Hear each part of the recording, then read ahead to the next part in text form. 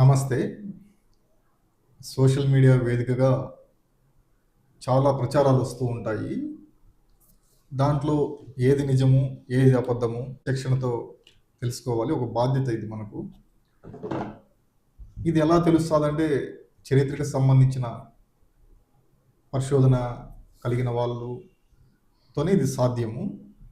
ఎందుకంటే వీళ్ళు కథ అల్లేస్తారు. అది ఎట్లుంటుందంటే మనకు నిజం తెలిసిన లోపల దేశం మొత్తము తిరుగుతుంది. ఆ తర్వాత ఈ నిజం తెలిసినా కూడా ప్రయోజనం లేకుండా పోతుంది. ఇప్పుడు మీకు వీడియో చూపిస్తాను చూడండి. ఢిల్లీలో సమాధుల్లో 40 ఎకరాలు ఎంతో మన గాంధీ గారి సమాధి, నెహ్రూ గారి సమాధి, మహాత్మా గాంధీ గారికి 44 ఎకరాలు ఎంతో, మళ్ళీ ఇందిరాకి ఎన్నో ఎకరాలు, రాజీవ్కి ఎన్నో ఎకరాలు, ఇందిరా, రాజీవ్, కరమ్చంద్కి వీళ్ళు ముగ్గురికి ఎకరాలు ఇచ్చారు. మరి ఇందిర ముగ్గురికి సమాధి ఎక్కడ ఉంది? ఆమె పేరేంటి? ఫిరోజ్ గాంధీ. ఫిరోజ్. ఓకేనా? ఓకే, అక్కడ రోజు ఇక్కడ ఫిరోజ్ కాదు నాన్న, వాళ్ళ అమ్మ పేరు కమల తెలుసా? రోజు కూతురుతో ఫిరోజ్. ఓకేనా? అయిపోయి ఆ ఫోటోలు అవన్నీ చూడొచ్చు. ఆవిడ చనిపోయినప్పుడు రాజీవ్ గాంధీ ఫోటోలో చూడొచ్చు. కల్మాది చదువుతారు. ఎందుకని? అవసరం లేదు, వాళ్ళిద్దరు కాబట్టి. అది ఓకే ఓకే అర్థమైందా? మీరు నెహ్రూ గాని ఇందిరా గాంధీ ఎప్పుడో టెంపుల్స్ కి వెళ్ళినట్టు కొంత చరిత్ర ఉంటుంది. కానీ నెహ్రూ ఎప్పుడో గుడికి అవి తప్ప ఎప్పుడో గుడి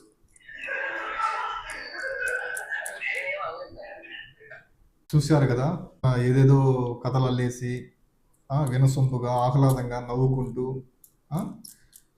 పెద్ద పెద్ద వ్యక్తుల పట్ల రకరకాలుగా ప్రచారాలు చేస్తున్నారు. ఈ నిజాలను దేశ చరిత్రను అధ్యయనం చేసిన శ్రీమాన్ అప్పజోడు రాజేష్ గారి దగ్గర నుంచి మనం తెలుసుకుందాం. వారు దీనికి ఇచ్చే విశ్లేషణను మనం చూద్దాం. ఏమిటి సార్ వీళ్ళంతా? ఇప్పుడు మనకు రాధా మనోహర్ దాస్ అని ఒకరు, మదన్ గుప్తా గారు ఒకరు, ఇంకా వీళ్ళ కింద చూస్తే ఇంకో పదులు ఉన్నారు సార్. వీళ్ళని వదిలేయడం గాల్లోకి. వాళ్ళు రోజుకి ఇన్ని, వారానికి ఇన్ని లాగా వస్తూ ఉంటాయి మనకు. ఎట్లా సార్ దీంట్లో ఉన్న నిజాలు ఏమిటి సార్? ముందుగా ఎర్కా ఛానల్ సబ్స్క్రైబర్స్కి అండ్ ఎర్కా ఛానల్ యాజమాన్యానికి నా హృదయపూర్వక నమస్కారాలు తెలియజేసుకుంటున్నాను. ఫస్ట్ మీరు ఒక వీడియో చూపించారు, చాలా హిలీరియస్గా, ఇంకా వ్యంగ్యంగా, అంటే ఒక దేశ నాయకుల్ని గురించి చాలా తక్కువ చేస్తూ ఇలా మాట్లాడడం అనేటువంటిది ఈ రోజుల్లో చాలా కామన్ అయిపోయింది. 2014 నుంచి ఈ వ్యవహారం జరుగుతూనే ఉంది. అంటే భారత స్వతంత్రోద్యమంలో అద్భుతమైనటువంటి ఘనమైనటువంటి చరిత్ర కలిగినటువంటి నాయకుల్ని చాలా డౌన్ చేస్తూ మాట్లాడితే అది వేరే వాళ్ళకి లాభము అని అనుకుంటున్నారు తప్ప అది భారతదేశ ప్రతిష్టను దిగజార్చేటువంటి కార్యక్రమం అనేది అర్థం చేసుకోవాలి. సాధారణ జనాలు కూడా ముందు అర్థం చేసుకోవాలి. ఆ రోజు ఉన్నటువంటి జనాలు పిచ్చోళ్ళేం కాదు. ఇంకొక ముఖ్యమైనటువంటి విషయం, సదరు వ్యక్తి ఎవరైతే ఉన్నారో ఆ వ్యక్తి చెప్పినటువంటి అంశాల్లో ముఖ్యంగా మీరు ఫస్ట్ గమనించండి. చాలా విషయాలలో కూడా ఇటువంటి మెసేజెస్ బయటికి రావడంతో ఫస్ట్ ఏమవుతుందని అంటే ఇది వెళ్ళిపోతుంది త్వరగా.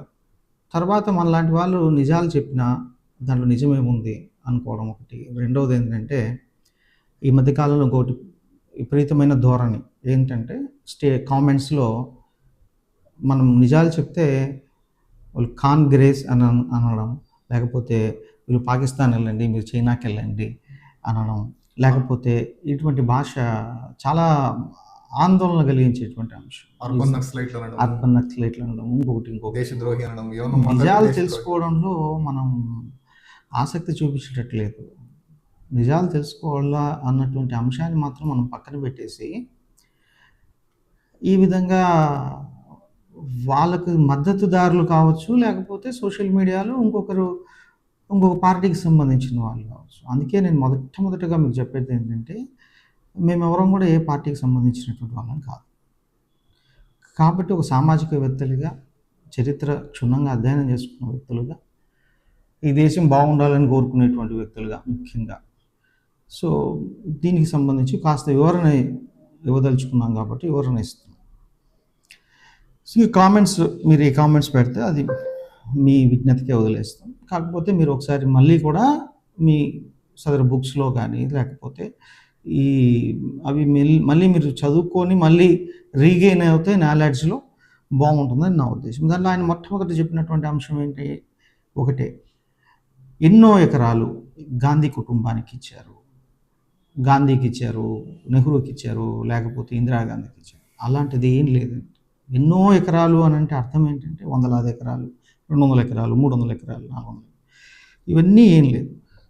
సో యాక్చువల్గా మినిస్ట్రీ ఆఫ్ అర్బన్ డెవలప్మెంట్కి గతంలో ఒక కార్యకర్త, ఒక ఆర్టీఐ కార్యకర్త ఇదే అంశం లేవనెత్తారనమాట సోషల్ మీడియాలో. సామాన్యుడికి ఏమైపోతుంది, వాళ్ళకంతా ఒక చిన్న సమాధికి 1000 ఎకరాలు ఇచ్చేశారు, అర్బన్స్లో స్లమ్స్ ఉంటాయి కదా, ఇట్లాంటి మాట్లాడి ఈ కోణంలో ఎక్కువగా ఆలోచిస్తారు. సో దీని గురించే అప్పట్లో కూడా ఆర్టీఐ నుంచి ఒక ప్రశ్న అడిగారు. ఆ ప్రశ్నలో ఏంటంటే ఇలా ఎంత ఇచ్చారు? ఒకటి రాజ్ఘాట్ ఒకటి మహాత్మా గాంధీకి, అది 44 ఎకరాలు, శాంతివనం ఇచ్చారు, అది 52 ఎకరాలు, శక్తిస్థల్ ఇచ్చారు 45, వీరభూమి ఇచ్చారు రాజీవ్ గాంధీ, అది 15 ఎకరాలు. అలా కాకుండా లాల్ బహదూర్ శాస్త్రికి విజయఘాట్లో ఇచ్చారు, అది 40 acres. సమతాస్థల్ అని బాబు జగజీవన్ రామ్కి ఇచ్చారు. అంటే ఇప్పుడు నేను చెప్తున్న వాళ్ళందరూ గాంధీ నెహ్రూ తర్వాత ఉన్నవాళ్ళు అనమాట. బాబు జగజీవన్ రామ్కి ఇచ్చారు 12 ఎకరాలు ఇచ్చారు. కిసాన్ ఘాట్ ఇచ్చారు చరణ్ సింగ్కి 19 ఎకరాలు ఇచ్చారు. ఇంతకుముందు నేను చెప్పినట్టు లాల్ బహదూర్ శాస్త్రి గారికి దాదాపు 40 ఎకరాలు ఇచ్చారు. అలాగా రాష్ట్రీయ స్మృతి స్థల్ అని ఒక స్థలాన్ని పెట్టారు. దాంట్లో అటల్ బిహారీ వాజ్పేయి లాంటి వాళ్ళు, ఎంతోమంది నాయకుల యొక్క సమాధులు ఇక్కడ ఉన్నాయి. అలాగే మీరు చూస్తే మన హైదరాబాద్లో ఎన్టీఆర్ ఘాట్ ఉంటుంది, అక్కడ మంచి ఉద్యానవనం ఉంటుంది. సో యాక్చువల్గా ఇవి ఎందుకు ఇలాగా చేస్తారు అని అంటే, వీటి వల్ల లాభం ఏంటి ఇలా చేయడం వల్ల అని అంటే, ఈ స్థలంలో ఎక్కువగా కూడా పబ్లిక్ పార్కులు ఉంటాయి, పచ్చదనంతో ఉంటాయి, విపరీతమైనటువంటి గ్రీనరీ ఎక్కువగా పెంచుతారు. సో ఇవి పర్యాటక ప్రాంతాలుగా ఉంటాయి. అంతేగాని ఏదో ఒక సమాధి అంతా 45 ఎకరాల్లో ఉండి, 45 ఎకరాలు మొత్తం సమాధే ఉండి అక్కడికి వెళ్తే ఆ సమాధి అదేదో ఒక విగ్రహము అలా ఏమి ఉండదండి. ఈ ఉన్నటువంటి ఈ సమాధి స్థలంలో చక్కగా ఆడుకునేందుకు పార్కులు ఇవన్నీ డెవలప్ చేశారు. చాలా గొప్పగా గ్రీనరీ డెవలప్ చేశారు. అంత పెద్ద ఢిల్లీలో ఇవి కాంక్రీట్ జంగిల్స్ కాలేదు, ఇవి ఒరిజినల్గా న్యాచురల్ జంగిల్స్ లాగా ఈరోజు దాదాపుగా ఢిల్లీలో ఉండేటువంటి కాలుష్యాన్ని కాస్త కూస్తో తగ్గించేటువంటి వాటిగా ఇవి ఉన్నాయి. అలాగే వీటికి కొంత టికెటింగ్ పెడతారు. ఆ టికెటింగ్ పెట్టడం వల్ల కూడా రెవెన్యూ జనరేషన్ అవుతుంది, పర్యాటక కేంద్రాలుగా తయారవుతాయి. చాలామంది పేదరికంలో ఉండేటువంటి కొంతమంది వ్యక్తులు పెద్ద పెద్ద వాటికి వెళ్ళలేని పరిస్థితుల్లో ఉండేటువంటి వాళ్ళు ఈ పార్కులే వాళ్ళకి ఆవాసం అవుతాయి. ఎందుకంటే చాలా తక్కువ డబ్బు ఉంటుందన్నమాట. సో ఇదంతా మొత్తం ఢిల్లీలో యమునా నది తీరాన ఈ స్మారక చిహ్నాల యొక్క మొత్తం విస్తీర్ణం అంతా కలిపితే కూడా, అందరికీ కలిపింది కూడా 245 ఎకరాల ప్రాంతం మాత్రమే. ఇది 1000 ఎకరాలు అయితే కాదు, 245 acres అంత పెద్ద ఢిల్లీ నగరంలో. సో వీటికి అన్నిటికీ కూడా ప్రతి ఒక్క దానికి ఒక యూనిక్ రికగ్నైజేషన్ అనేది మనకు ఉంటుంది. సో దీన్ని ఇంకా కూడా అప్పట్లో ఉన్నటువంటి జాతీయ నాయకులే అభివర్ణించినటువంటి అంశం ఏంటంటే, ఇవి ఢిల్లీ నగరానికి వీటిని ఊపిరితిత్తులుగా వాళ్ళు దాన్ని అప్పుడు ఉన్నటువంటి గొప్ప గొప్ప నాయకులు అభివర్ణించారనమాట. సో ఇక్కడ చాలా వరకు కూడా ఈవెన్ నదీ పరివాహక ప్రాంతం ఉండడం వల్ల భూసారం కూడా దెబ్బతినకుండా ఉంటుంది. వరదల సమయంలో నది పొంగకుండా రక్షణగా ఉంటుంది. ఈ 245 ఎకరాల్లో ఎక్కడ కాంక్రీట్ కట్టడాలు కానీ నివాస గృహాలు కానీ ఏవీ లేవు. సో ఈ విధంగా మన ఇది ఉంటుంది. దీన్నే మీరు ఇంకో రకంగా ఆలోచించండి. దీని గురించి మీరు ఇలా మాట్లాడుతున్నప్పుడు ఢిల్లీలో రాష్ట్రపతి భవన్ ఎన్ని ఎకరాలు ఉంటుందండి? దాదాపుగా 330 ఎకరాలు ఉంటుంది ఒక రాష్ట్రపతి భవన్. అర్థమైందా? రాష్ట్రపతి భవన్ 330 ఎకరాలు ఉంటుంది. ఇదే లోడీ గార్డెన్స్ ఉంటుంది. లోడీ గార్డెన్స్ 90 ఎకరాలు ఉంటుంది. సో ఇప్పుడు అది ఎవరికి అప్పచెప్పినట్టు అండి? గాంధీ కుటుంబాలకు అప్పచెప్పినట్ట, నెహ్రూ కుటుంబాలకు అప్పచెప్పినట్ట, తర్వాత వేరే కుటుంబాలకు కూడా ఇచ్చారు కదా. సో వాళ్ళకంతా ఇచ్చింది కూడా 245 ఎకరాలు లేదు. టోటల్గా అందరికీ ఇంక్లూడింగ్ వాజ్పేయి గారితో సహా, లాల్ బహదూర్ శాస్త్రి గారితో సహా, తర్వాత ఓన్లీ మనకు రాష్ట్రపతి భవనమే అన్ని ఎకరాలు ఉంటుంది. సో అదొక ఇది. తర్వాత కూడా ఇప్పటికీ కూడా బాగా గుర్తుపెట్టుకోవాల్సిన అంశం, గాంధీ గారికి 45 ఎకరాలు ఇచ్చారు. మొన్న G20 సదస్సు జరిగింది. దాదాపు బైడెన్తో సహా మీరు థింక్ చేయండి, బైడెన్తో సహా దాదాపు 20 దేశాల ప్రధానులు, ప్రెసిడెంట్స్ కానీ ప్రధానులు కానీ వచ్చి అక్కడ మొక్కడం జరిగింది. మీకు ఆ ఫోటో కూడా మీకు పెడతాను. ఇదేంటి? గాంధీ రాజ్ఘాట్ని వాళ్ళు సందర్శించడం, ఇది దేశ ప్రతిష్టకి ఎంత గొప్పతనం. ఒక వ్యక్తి కోసం దాదాపు ఒక 20 దేశాల అగ్రనాయకులంతా వచ్చి మనకు అక్కడ నివాళులు అర్పించారని అంటే ఈ దేశ ప్రతిష్ట పెరిగిందా తగ్గిందా? ఒక చిన్న యూట్యూబ్ ఛానల్లో కూర్చొని వెకిలిగా నవ్వుతూ అసలు నెహ్రూ లాంటి వాళ్ళని, అసలు నెహ్రూ యొక్క ఇంకా మనం కొన్ని చెప్పలేను, దేంతో వీళ్ళు సమమవుతారు చెప్పండి? అటువంటి వ్యక్తులు దట్టు కాషాయం లాంటి వాటిని వేసుకొని, మరి కాషాయానికి ఒక విలువ ఉంది, ఆ విలువను కూడా పక్కన పెట్టేసి మీరు ఇలా చాలా దారుణమైనటువంటి అంశాలు మాట్లాడడం అనేది చాలా తప్పు. అలాగే ఇవన్నీ కూడా ఇప్పుడు రాజ్ఘాట్ ఉంది, గాంధీ పేరు మీద లేదు.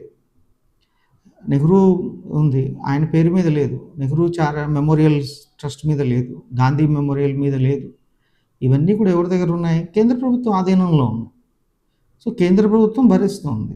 కేంద్ర ప్రభుత్వం కేంద్ర ప్రభుత్వానికి దీంట్లో ఇంటర్నల్ రెవెన్యూ జనరేట్ అవుతుంది. తర్వాత చాలామందికి ఉద్యోగాలు వస్తున్నాయి అక్కడ. సో ఇన్ని లాభాలు అక్కడ ఉన్నప్పుడు దీని మీద ఈ విధమైనటువంటి కామెంట్స్ చేయడం చాలా చాలా తప్పు. ఆ తర్వాత కూడా కేంద్ర ప్రభుత్వం 2014లో అక్టోబర్ 16న ఒక చారిత్రాత్మక నిర్ణయం కూడా తీసుకుంది, పట్టణాభివృద్ధి శాఖ.